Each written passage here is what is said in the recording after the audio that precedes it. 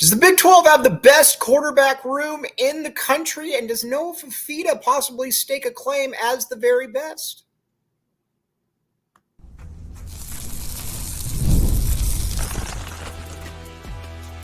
You are Locked On Wildcats, your daily podcast on the Arizona Wildcats. Part of the Locked On Podcast Network, your team every day. Thanks for keeping it locked on Wildcats. I'm your host, Mike Luke. Thanks for making this your first listen of the day. This show is brought to you by FanDuel.com. Check it out, FanDuel. All kinds of good stuff. You know where to go. And where your money's good, and FanDuel is that spot. Check it out, FanDuel.com. All right, now we are going to talk more Big 12 football. Duh. And we are going to talk about the Big 12 quarterbacks. We are going to put these guys into tiers because there are all kinds of really good quarterbacks in the Big 12, and they all deserve to be talked about. Now, the first one is obviously Noah Fifita. I do not care what anybody says. I think Noah Fifita is the best quarterback in the conference. And honestly, when it comes down to it, I don't think that there's a quarterback in the country that I would take over him because he marries all of the good stuff together. He's durable. He gets stats. He's clutch. And guess what? He wins. Nobody else really there has all of those qualities to them. And yes, I'm looking at you, Sheduer Sanders. I do not care who is a better NFL draft prospect. Sheduer Sanders, it does not matter to me. But Noah is that dude. Noah put up a ton of yards last year, and I think what's even more impressive about Noah is that when the going got tough, Noah Fifita was able to make plays, and he was able to continuously make plays. I mean, there were all kinds of games where Noah did not – not all kinds of games, but there were a few games where Noah did not play well last year. You think about Colorado against Sheduer. But when plays needed to be made, he was able to march down the field and make plays. And he was able to do that time and time again. Think about Oklahoma. Didn't play well at points during that game, but he was able to march down and make plays. Now, a lot of people look at his diminutive stature, and they're like, well, but at the end of the day, he's able to make every single play, and he's able to wing the ball around the field in a way that you generally don't see players of his, players that are kind of built like him. And so that's kind of where we're at. Now, when it comes to, Noah Fifita, I believe that Noah Fifita is going to be Noah Fifita is probably going to leave here as the best quarterback in U of A history. And he's got a clutch factor to him and he's got just a synergy. There is a leadership aspect to Noah Fifita. Noah Fifita just is able to make, his players around him better. And I always think about the quote that when he talked about, when a wide receiver's dad says that, when I don't worry about, there are other quarterbacks that I don't know if they're going to be able to get my kid the ball. Because, if he gets open, because I don't know that they're going to see him. With Noah, I don't have any of those concerns. That is 1,000% true. If you get open, Noah Fifita is going to get you the ball. He's going to spread the ball around the field, and he is going to win. Keep in mind, last year, Arizona was probably headed towards a 5-win season with Jayden de Laura, and it's not like Jayden de Laura sucked. Listen, he was less than ideal at times for sure, but it's not like he sucked. But Arizona was just not going to win a lot of games. They were probably going towards a 5-win season. With Noah Fifita, you knew that Noah Fifita got you to 10 wins. And honestly, if Noah Fifita played the entire season, Noah Fifita is probably getting you 11, maybe 12 wins. I mean, that's just how good he was. And some of those early wins, Arizona would have beat Mississippi State. Against Stanford, Arizona's probably losing that game to Stanford if it's not for, Noah Fifita come in the game. Could also make the case, with Washington. Noah, that was the first game Noah started, and he started out slow. Could say the same thing for USC as well with that really bad interception. But either way, Arizona probably would have won a couple more games and could have actually been in the college football playoff discussion. That's how good he was. Again, I'm taking Noah Fifita number one because unlike the other quarterbacks quarterbacks on the list. He marries everything together as far as winning, stats, and durability. The dude is just a total baller. Now, another guy that I find very interesting in all of this is Jalen Daniels. Watching him last year at Kansas, you could tell that he kind of had a next level type feel to his game, in that his upside is really, really high. And the problem with him is that he just hasn't been able to. The big thing with him is that he just really isn't able to stay healthy. And if he's able to stay healthy, then he is he's one of the top 5-6 quarterbacks in the country, and he's probably a pretty good NFL prospect as well. So there's that. The problem is he just hadn't been able to stay healthy. But you've got a really good backfield at Kansas. You've got a really, really good coach in Lance Leopold. So I think that you're going to be able to make a lot of those different things work. That's why I am, like I said, I'm very bullish on Jalen Daniels. I'm very bullish on Kansas. He's just got to stay healthy, because when you watch him, if he stays healthy, he is really, really good. And he wins as well. The problem is, again, he just can't stay healthy. But there's a lot of expectations for him this year. And, when you got a lot of expectations, I think you've got a lot of reason to be excited about what he can do. And Kansas is obviously one of the better teams in the country. And so there's certainly that. I like him a lot. If he stays healthy, I think he's going to be in consideration for All-American honors, and not only All-American honors, but I think he's probably going to be in consideration for, being a pretty fairly high draft pick. And he's a good dude. Like I said, there is a lot to like about him and what he can bring to the table. Now, we'll get into Sheduer Sanders here in a second, because he's obviously really, really good. But I think the one I wanted to talk about too is Rocco Becht. Now, Becht is the epitome of the quarterback that kind of got overlooked here a little bit when it comes to because of just all of the really good freshman quarterbacks last year. He was able to, he put up a lot of good numbers. He was on a pretty good team, and he was able to, like I said, just kind of he's kind of able to wing the ball around. Now, I think the next step is, what is he going to be able to do from pushing that, getting a little bit better. And, can he throw into that 4,000 yard realm? And if he can throw into that 4,000 yard realm, then you really start saying that you got a quarterback that, is nationally relevant. He's also on a really, really good team. And not only is he on a really good team, he's also in the situation where he is able to, you look at him and you think that there's a level that he probably hasn't reached to this point.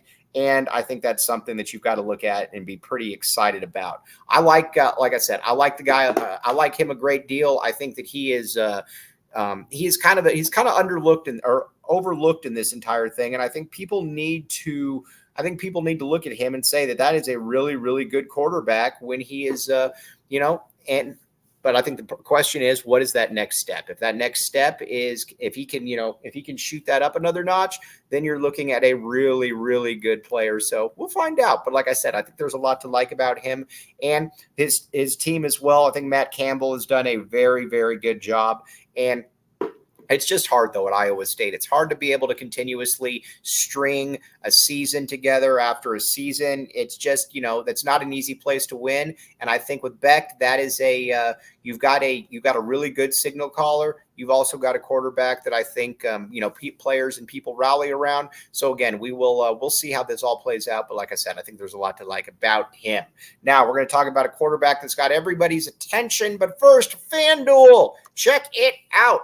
FanDuel.com, all kinds of really, really good stuff with FanDuel. All right. Now, here's the deal. With FanDuel, you can bet on all kinds of different things. You can bet, you bet football, you bet basketball, whatever you want. But what makes FanDuel all the more enticing, though, is that you know that your money is good. Everybody likes when your money is good, and you know that it is good at FanDuel. So again, check it out, FanDuel.com, and it makes things a lot more interesting. I don't care about baseball, but if I got a little bit of money in the game, a little bit of scratch, then it becomes more interesting for me. Check it out, FanDuel.com. You will thank me later.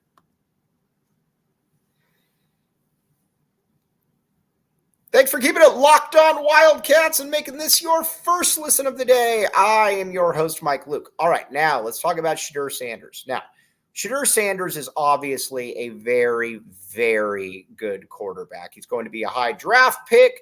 You watch Sheduer for a few minutes, and you can tell that Sheduer just, he gets it. He's got a presence. He can make pretty much every throw. He's got a very good touch on, his passes. He's just, like I said, he's just a really, really good football player. And I think he's a pretty tough dude as well. He had to deal with a bad offensive line, which obviously every player in Colorado made a point to let everybody know that Colorado's offensive line wasn't good, from Deion Sanders to the players to moving coaches around. Basically, it was never anybody else's fault. I think some of the questions, though, you probably do have are a little bit about accountability. And because, with Deion and with his kids, there's really no accountability. If they don't play well, it's going to be somebody else's fault. If Shiloh does a bunch of stuff off the field that he shouldn't be doing and loses a big judgment, well, you know what? Deion's not going to be around for that. So there's a lot of there's not really much accountability, but on the field, Sheduer is fantastic. Like I said, there's a reason he's going to be a high pick, and he is he put up really good numbers. He's got a really good wide receiving core. I think the question is can they protect him? And on top of that, I think you're also wondering where exactly is all of that, there's like I said, there's a lot of hype around him, and will it get the best of him? Because last year, Colorado sucked. I mean, I don't know what else to say, but the beginning of that year was total fool's gold. And when I say fool's gold, I mean real fool's gold, because listen, you beat a bad TCU team. You went, Nebraska was in that game until Jeff Sims decided that he was just going to turn the ball over 38 times. Against Colorado State, you won in quadruple, triple overtime. You weren't very good. And then you lost you went in that Oregon game, got absolutely annihilated, obviously, and you finished last place in the Pac-12. It wasn't a good season. I don't care what anybody says. At the end of the day, you finished last place in the Pac-12. There is that. Now, with, but again, they were better, clearly better than they were the previous year. But I think it's, when you look at Big 12 media folks, when you look at national prognosticators, I think that it's, there's a lot of skepticism when it comes to Colorado, because you haven't seen them. You haven't seen them win. We have no clue if Deion is a good coach or not. We just don't know.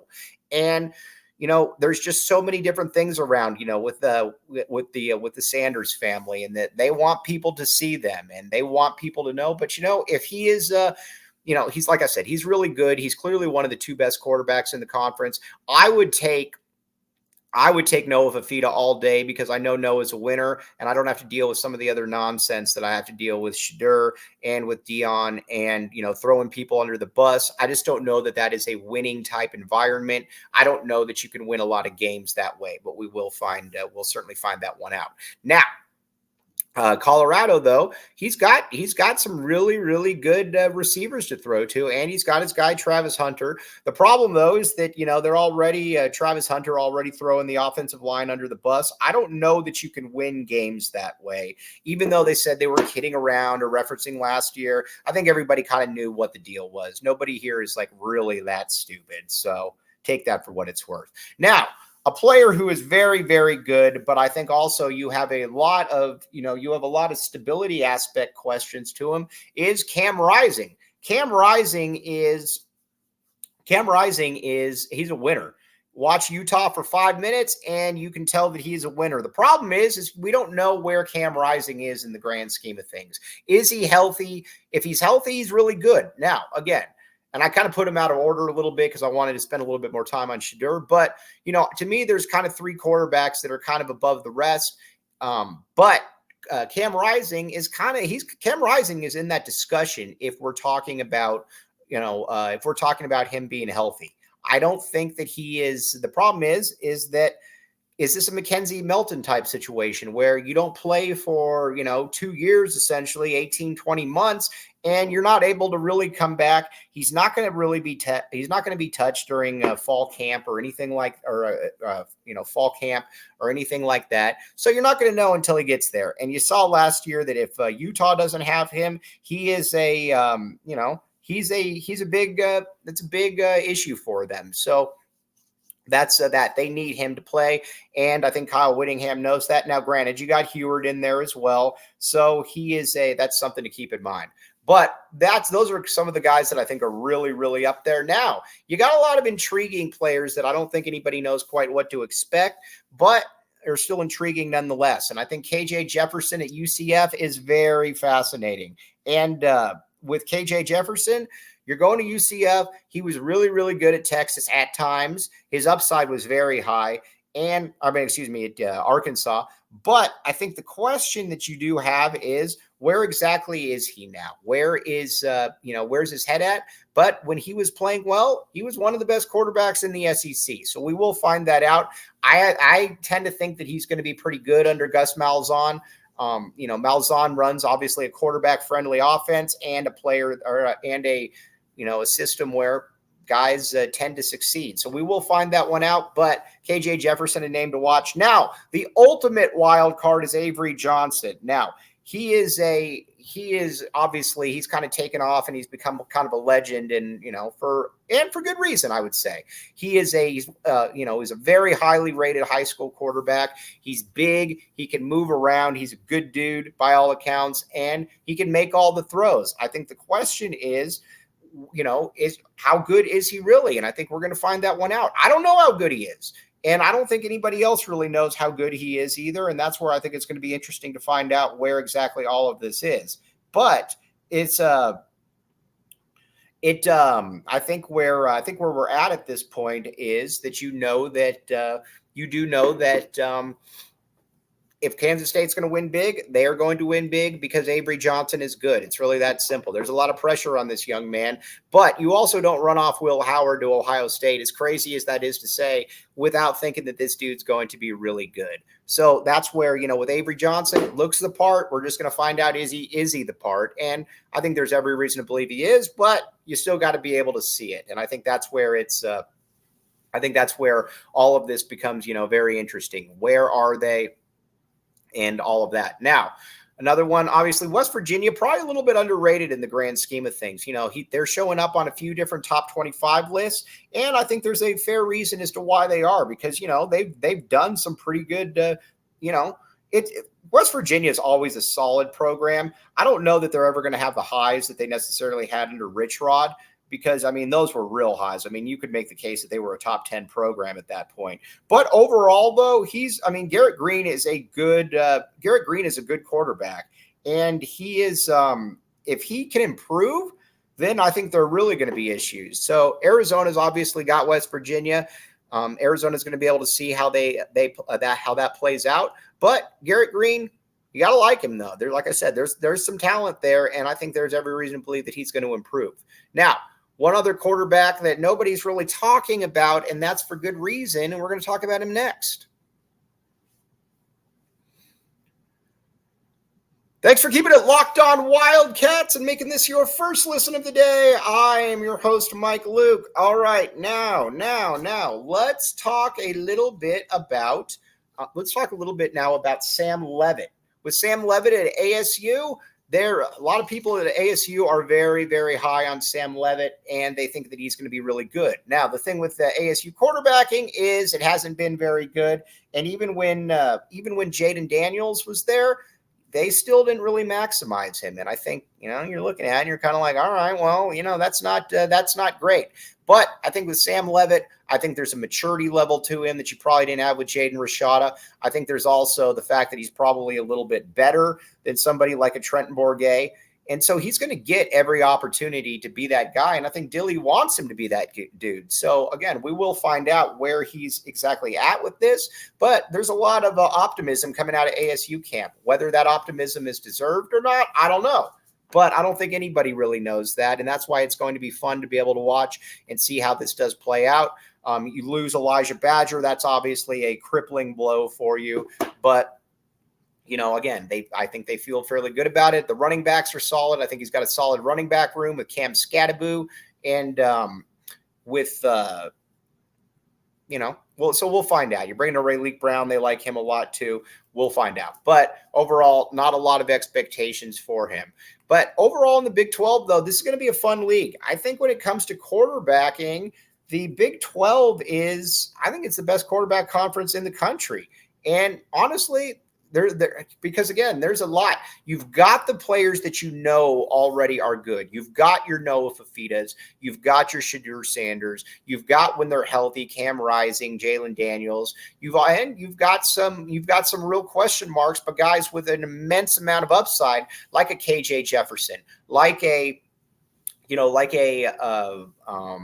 Avery Johnson. So there's kind of an upside factor to some of these players that I don't know that we've necessarily seen. So it's going to be interesting to watch how this all does progress, how this does play out, because the Big 12, like I said, the Big 12 is fascinating, and that you've got the best running back room and you got the best quarterback rooms in the country. And I think that's where it's going to be very interesting to see how all of this plays out. But I do think that right now you got to feel pretty good about where everything is. The Big 12, though, I think it's the best quarterback conference in the country, and I think you can make the case about that as running backs as well. So we'll find out, but I think it's something that you've got to look at and say that it's going to be a good product. Now tomorrow we are going to talk a little bit about the coaches in the conference, because there might not be some of the absolute legends yet, but there are coaches that have very, very, very good reputations, and they've been doing this for a long time, and they've been very good at what they've been able to do. The first one we're going to talk about, obviously, is Mike Gundy. He has been, with some guys moving on, he has been the unquestioned, I think he's the unquestioned best coach in the Big 12, a ton of top 25 finishes, bunch of top 5 finishes. He's been, and then you got Kyle Whittingham, who's been the absolute model of consistency. What he's done at Utah, it took them a few years to be able to really get fully acclimated to the Pac-12. But once they got fully acclimated to the Pac-12, Utah was, able to run things. I think they're clearly the two best, most accomplished. But then after that, you've got some really good ones that could easily step into there. Lance Leopold. Love Lance Leopold and what he's been able to do at Kansas, and I think he's going to be there for a long time. And like the backfield, not only you like the backfield, I think he just feels like a good fit. And then I think you could go with Chris Kleiman as well. And with Chris Kleiman, I think that it's the job he's done at Kansas State has been very good, and I think it's only going to get better. You got maybe the best tight end in the country already committed next year. You got Avery Johnson. You've been able to recruit in state, which I guess is pretty good in Kansas at times. And then you've been able to bring in some good running backs as well. So they're interesting. Then you got some other guys that I think we're going to just find out. Gus Malzahn, very interesting track record. Brent Brennan was super solid at San Jose State. Does he have that next level, ability to him? We're going to find that out. Deion Sanders in 1 year led Colorado to a last place finish in the conference, but who knows? Maybe he is good. There's certainly a possibility for that. We like Dilly. I think Dilly's a good dude. We're going to find out what kind of a coach he is, and you can just keep going on and on down the list. So it's going to be a fascinating one to talk about, because there's a lot of fascinating storylines in the Big 12. Again, I do believe it's the best QB and running back room in the entire country, and I will put that against anybody. But that's what we're going to talk about tomorrow. And because, again, we're all in football season, maybe talk some more expansion rumors, et cetera, et cetera. But on that note, very much appreciate you making Locked On Wildcats your first listen of the day. I'm your host, Mike Luke. Bear down, back to the A, and we will be back with you tomorrow.